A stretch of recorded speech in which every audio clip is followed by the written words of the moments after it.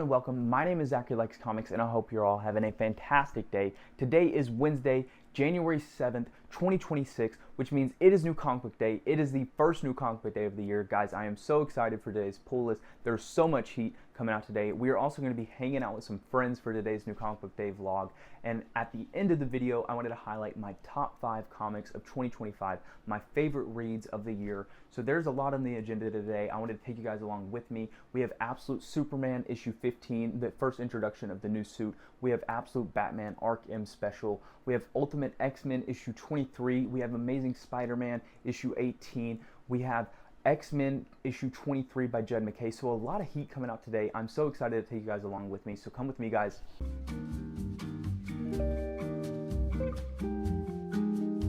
As you can see, another video, another outfit of the day. So today's outfit, we have on my Air Jordan 1 mids and all black and maroon, and then I paired it with a vintage pair of Wrangler's black denim, and then for the top I just have on an Izod vintage maroon sweater. So very cozy fit for today, super calm.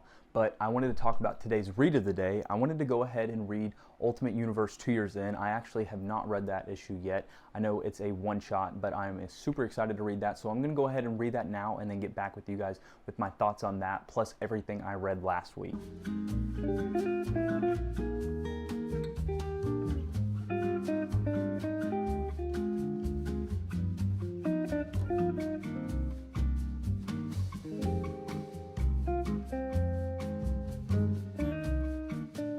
We just finished reading Ultimate Universe 2 Years In, the introduction of Daredevil into the Ultimate Universe, guys, and here are my thoughts. Daredevil, the Beyonder without fear. Guys, I freaking love that misquote. I didn't think this one-shot was bad at all, but it didn't satisfy me personally all the way. In preparation for the Maker's return in the Ultimate Endgame, the Guardians have been traveling across space and time recruiting new members of their team.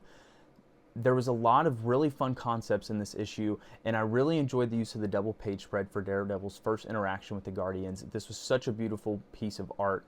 We see in this story how the Maker is this huge threat for all of our heroes in the present, but completely irrelevant in the space-time scale the Guardians operate on. And I thought this was a really interesting comparison. I really love how in the Guardians' time system that they operate in, we see that the Maker really hasn't changed anything at all or affected anything at all, but for our Earth's mightiest heroes, he has completely changed everything. And I thought that was just like super interesting, such an interesting kind of comparison to really how big of a threat he really is and what he is doing in each side of the scale where it comes to like Earth matters versus universal scale, and I thought that was really interesting. Overall, I think this was a really fun read, but there's definitely a lot of things going on in this story that overall I think would have just been better in possibly a Ultimate Guardians miniseries, whether that been 5 issues or 12 issues, I don't really know, but I think there was so much in the story that I enjoyed, and I'm still thinking about, I'm imagining the Guardians and what they're doing right now, and I think that's such a great thing that they're able to do with this one-shot in the Ultimate Universe, and so that's why I think it is as good as it is. I'm still able to imagine what is going on with the Ultimate Universe and the Guardians in the Ultimate Universe after this is finished, and there's definitely some things that I wish would have been added, or maybe this would have been a miniseries, but overall I still really enjoyed this book. I went from being very worried about how to feel about Daredevil's design in the Ultimate Universe when it was first revealed to now every single scene he was in was just stealing my attention, which was amazing. We learn in this issue, though, that the Guardians' utopia was always going to come to an end regardless of the Maker, but it's up to them to still keep fighting. America gives a great reminder in the story to save what is left and not focus on what is lost. And I think that's just such a beautiful part of the story. I gave this story a 3.5 out of 5 stars, so I really enjoyed this issue, but we're gonna go ahead and go into everything that I read last week. Starting off here, the first read of the year, we have Daredevil Volume 1 by Chip Zdarsky and Mark Cicchetto. Guys, this was a fantastic read. I literally gave this a 5 out of 5 stars, and if I could have gave that a 5.5, a 6, a 7, a 10, I would have gave it a 10 stars. As Matt Murdock attempts to piece his life back, including returning as Daredevil, this proves to not be an easy feat for Matt, as the years of trauma have taken their toll on the guardian angel of Hell's Kitchen. He must prove himself that he has what it takes. Grave mistakes will be made along the way, but God's mercy and love will prove to be greater. This was a fantastic read, guys. A 5 out of 5 stars is what I gave it. I just seriously enjoyed everything about this story. I love the interactions that Matt has with the priests in this story and the use of his religious beliefs, and also him dealing with and battling these kind of moral beliefs he has and this moral obligation he feels, versus the rest of the heroes in the story. As I said, grave mistakes will be made in the story, but Daredevil will prove to overcome them, and I think that's just such a great part of this story, is that Matt and Daredevil are so different than other heroes that we meet and know. He doesn't really feel the same way about his actions as some other characters and heroes might, and this is something that we see in this story, something that he views as a mistake and everyone else views as a mistake, but he doesn't really hold on to it the same way, and I think that's just such a wonderful part of this story. But we're going to go into my second read of the week, and here we have the second read of last week. Here we have Astonishing X-Men Volume 1 by Josh Whedon and John Cassaday. Guys, this was a fantastic read. I am a huge X-Men fan, and I have here my thoughts on this first volume. We have to astonish them. Guys, this was a fantastic start to the Astonishing X-Men. Josh Whedon's writing and John Cassaday's stunning art had me instantly hooked off from the first issue. The first issue begins with the meeting of the teachers at Xavier's school with all the students as they introduce themselves, and we learn that Professor X is away on sabbatical, and Cyclops, Beast, Emma Frost, Kitty Pryde, and Logan are coming together under the leadership of Cyclops to create a new team. Following this, we learn that the renowned geneticist Dr. Kavita has been developing a so-called cure to the mutant gene and is working with Ord of the Break World. The double page spread of the suit reveal is absolutely peak in the end of issue 1, guys. I'm going to go ahead and show it to you here. I know I can find it because here it is, literally. Like, we have to astonish them. Guys, this is so freaking beautiful. I love it. I love it. It was just so fantastic to read. As we follow along through the first volume, Hank is attempting to study Hope, which is a supposed cure to the mutant gene, and he learns that they are testing mutant DNA. The X-Men go on a covert mission to Dr. Kavita's lab to find the mutants who are being tested on, and when they shockingly discover mutilated corpses. The X-Men are enraged that their mutant brothers and sisters are being dissected and tested on like biology class, but in their time coping with this revelation that they've been discovered by Dr. Kavita's team and are ambushed. Meanwhile, Kitty Pryde has separated from the others to attempt to find how far down this lab really leads. Kitty, after phasing for over 100 feet, finally reaches the bottom floor to discover her teammates have been captured, and it's up to her to find the information and save them. As she attempts to sneak past the guards, she is discovered, and it seems that it could be all over for the X-Men. But just as all hope seems lost, guys, Colossus emerges from the shadow behind Kitty and charges through her as she phases and guards to protect Kitty. Now that Kitty and Peter are reunited, Kitty is left confused as she buried Peter's ashes in Russia, recalling the moments to him. This is when we find out that Ord of the Break World brought Peter back as a part of the experiment for the mutant gene.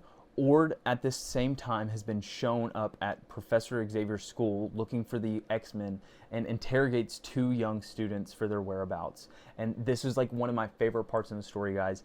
These are no ordinary students, though, as Hisako Armor Ichiki is introduced for the first time, as well as her friend Wing alongside her, as they attempt to stop Ord from getting any knowledge.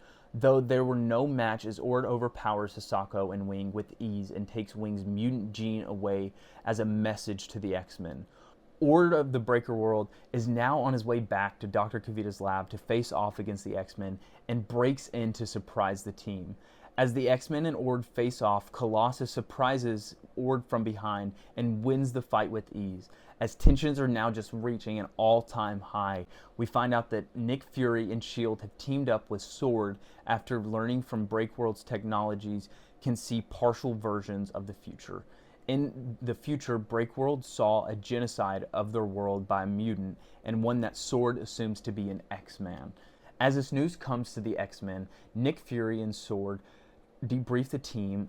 Ord is nowhere to be found and is trying to take the data from Dr. Kavita and escape. And we get one of the most epic panels from the story of Colossus and Wolverine doing their iconic fastball special to stop Ord and save the day. Guys, this was literally such a fantastic read. I'm going to show you here too the fastball special because, like, oh my gosh, it hits so hard. Here it is. Look at that. Let me know in the comments down below what you read last week. I would love to hear. But we're going to go ahead and go into our top 5 comics of 2025. At number 5 of my top 5 comics of 2025, here we have Batman by Matt Fraction and Jorge Jimenez. Guys, this is a fantastic run. The fact that this started only 4 months ago in September and has easily climbed up there in my top 5 list is telling. The art style, the world building, the pacing, the writing, everything about this story is absolutely fantastic. I love everything about the story, and the fact that we have Tim Drake back as Robin and Damian Wayne as Batman and Bruce's son is so fantastic. I am so excited for where this story is going, and we've already got the introduction of a new villain, the Minotaur. So if you haven't started picking up this series, I highly recommend it. And coming in at number 4 of my top 5 comics of 2025, here we have. At number 4 of my top 5 comics of 2025, here we have Transformers by Mike Spicer and Daniel Warren Johnson. Guys, you told me to get on this series and I listened, and I'm so glad I listened. Everything about this series has been fantastic. The world building, the art style, the pacing. Guys, I love this series. It takes everything we know and love about the Transformers and brings us little twists and turns to our favorite legacy characters and our favorite story and makes it so beautiful. I am so excited to keep on reading this series. I finished volume 1, if you remember, early in December, but I have just kept on reading and I'm loving the series. So I highly recommend you guys getting on this series. And coming in at my number 3 spot of my top 5 comics of 2025, here we have. At number 3 of my top 5 comics of 2025, here we have Dexter Soys and Dan Watters' Nightwing. Guys, this is a fantastic run. I picked this up late into the year, but the transition from Taylor's run into Dan Watters' run has been seamless and phenomenal. I am loving everything going on in the Cirque de Sin or Circus of Sin story arc right now, and I am so excited to keep reading this series. I've enjoyed every single piece of art by Dexter Soy and every single piece of writing and paneling by Dan Watters in this story. So I highly recommend this story to those of you that have not checked it out. Go ahead and check it out. If you haven't got on Tom Taylor's run, you can just go ahead and pick up, honestly, in my opinion, right into Dan Watters and Dexter Soy's run. It is very easy to transition into, and Taylor kicks it off and ends it in a very nice way, so that way you can just go ahead and pick it up right where they left off. But coming in at my number 2 spot of my top 5 comics of 2025, here we have.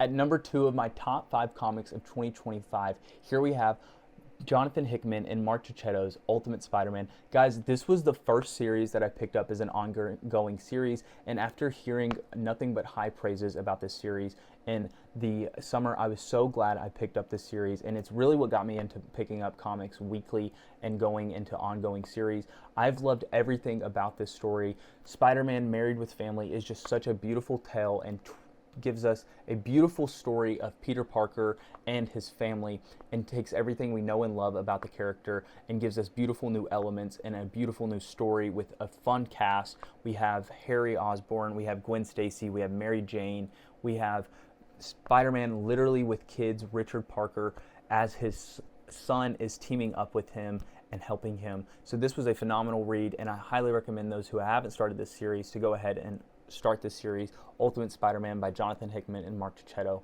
And coming in at my number 1 spot of my top 5 comics of 2025, here we have, and my number 1 comic of 2025, here we have Ultimate X-Men by Pete Momoko, written and drawn by Pete Momoko. Guys, this is a phenomenal read.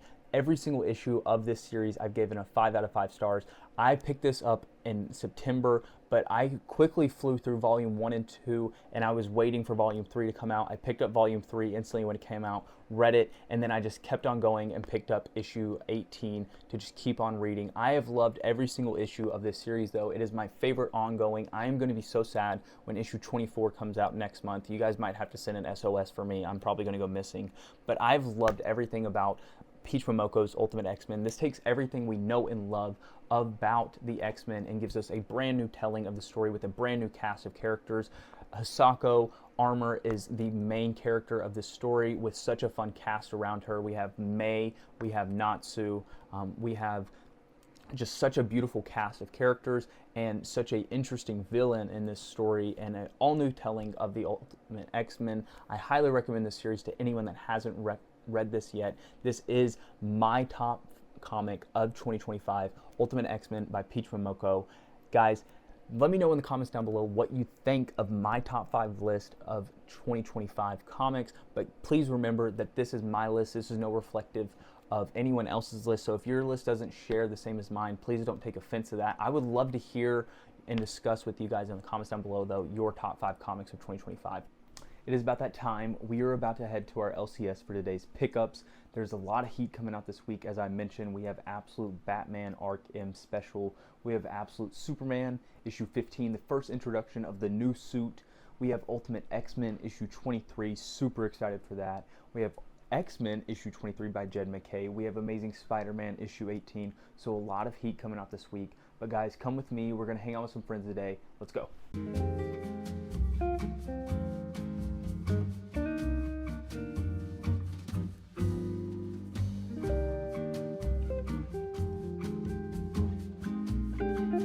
Yeah, we have Ultimate X-Men issue 23 this week. Ultimate Wolverine issue 13. We got Absolute Superman issue 15, the introduction of the new suit. I don't know how hype you are about that, but I'm super hyped about that one. Today's new releases. Phenomenal. Yeah. It's like, oh. Okay. I just wanted to make sure, like, if that was probably. What are we hunting for today, boys?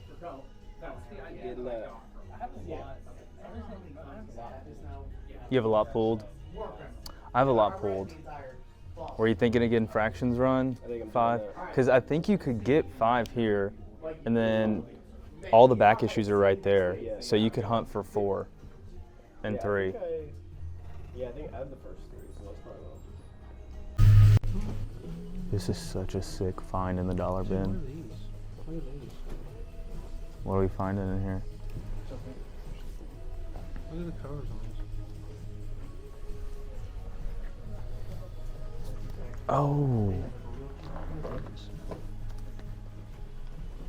The official handbooks of the Marvel Universe. That's so tough. I don't know what these are. That's so tough. Just like I said, Nightcrawler, Moon Knight.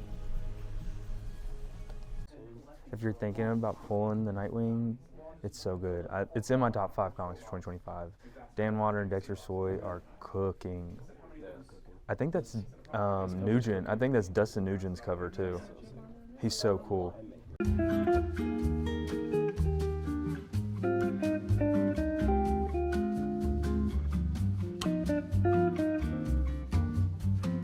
We just made it back home, and as you can see here, we have a fat stack to go through for this first new comic book day of the year. Guys, I had such an amazing time being able to hang out with my friends and just enjoy the day and enjoy the new comic book day, the first of the year.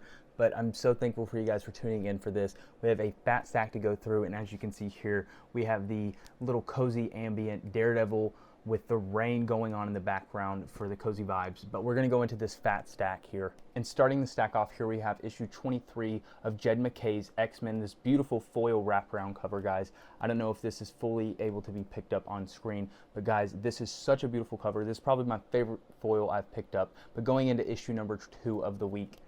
Issue number 2 of the week, here we have Peach Momoko's Ultimate X-Men issue number 23. As I mentioned before, guys, this was my #1 series of 2025. I am not going to be okay whenever this series ends, so this is a kind of excitement and also disappointment that I'm reading issue 23 because I don't want it to end, but I'm so excited to read this issue. And going into issue number 3 of the week, here we have issue 3 of the week. Here we have Nova Centurion's issue number 3, written by Jed MacKay. Guys, if I could summarize this series in 4 words or less, I would say Mandalorian meets the Nova Corps. Guys, this is such a fun read.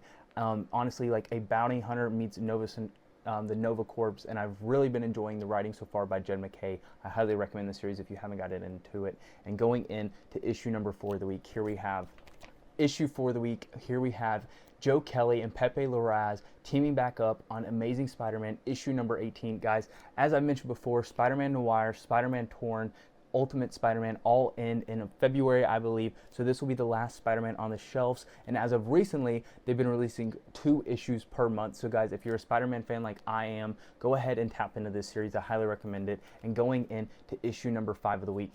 Issue number 5 of the week, here we have Spawn Dark Ages. Guys, if I could summarize this series in 4 words or less, I would say Spawn meets Dark Souls. Guys, this has been such a interesting and fun read so far. I love the artwork and art style. The writing is right up my alley. I highly recommend this series if you are a fan of the Souls series or if you're just a fan of Spawn.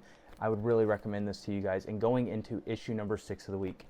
Issue number 6 of the week, guys, here we have the beautiful A cover of Batman issue number 5, written by Matt Fraction and art by Jorge Jimenez. I've been loving this series. As I mentioned before, it was in my top 5 comics of 2025. It only started in September, but this ongoing has been right up my alley. The writing, the art style, the pace, the world building, everything about this story is peak. I highly recommend it to those that haven't read it yet. And going into issue number 7 of the week.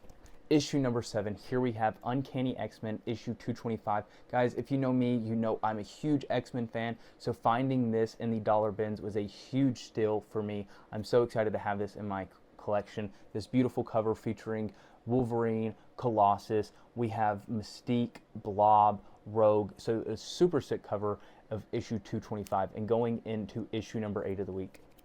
Issue number 8 of the week, here we have Giant Size Avengers Annual, issue number 16. This beautiful space cover. Guys, Daniel actually sniped this down in the dollar bins for me, so huge shout out to Daniel. I'm so excited to have this. This was super cool to find a, honestly, really intriguing cover, so I'll definitely be reading this soon. I definitely think it'll be a fun one-shot series at the very least.